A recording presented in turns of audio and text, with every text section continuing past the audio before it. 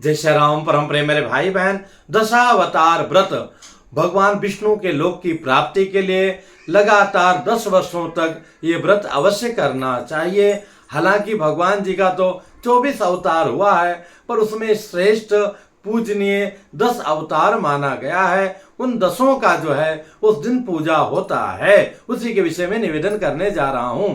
तो प्रतिवर्ष भाद्रपद शुक्ल पक्ष की 10वीं तिथि को ये व्रत किया जाता है। उस दिन जो है एक दिन पहले से ही नियम धर्म का पालन करते हुए आसपास कोई नदी हो, तीर्थ हो, तालाब हो, वहां स्नान करके आचार्य पुरोहितों को बुला करके भगवान का जो विशेष 10 रूप है, 10 अवतार है, मत्स्य कूर्म वराह वामन हरि, यानी कि मछली, कूर्म यानी कि कच्छप, वराह नरसिंह, वामन परशुराम और हमारे राम जी कृष्ण जी को तो आप सभी लोग जानते ही हैं, बुध और कल्कि, इन सभी का प्रतिमा बना करके अथवा मूर्ति नहीं है तो सुपारी पर इनका आवाहन करा करके पूजन कराना चाहिए। व्रत के नियम का पालन करना चाहिए उसी प्रकार से जैसे हम एकादशी का व्रत करते हैं। इसमें थोड़ा सा फर्क यह है कि इसमें मालपुआ, जिसको पुआ कहा जाता है, सभी देवताओं को आया है कि एक एक भोग में अर्पण करना चाहिए।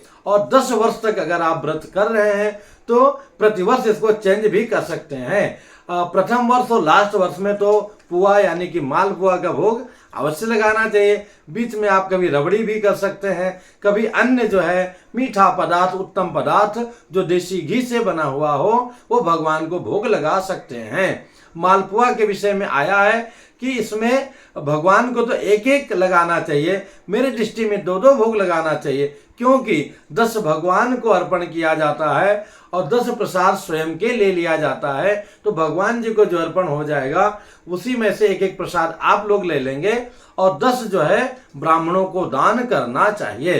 तो मोटा मोटी अगर आप 20 भोग लगाते हैं तो एक एक प्रसाद स्वयं ले लिया और एक एक जो है ब्राह्मण को दान कर दिया, अथवा ईश्वर ने दिया है बजट ठीक ठाक है तो 30 भी लगा सकते हैं कि 20 भगवान को चढ़ा दिया और जो है 10 जो है स्वयं ले लिया। इस प्रकार से कर सकते हैं।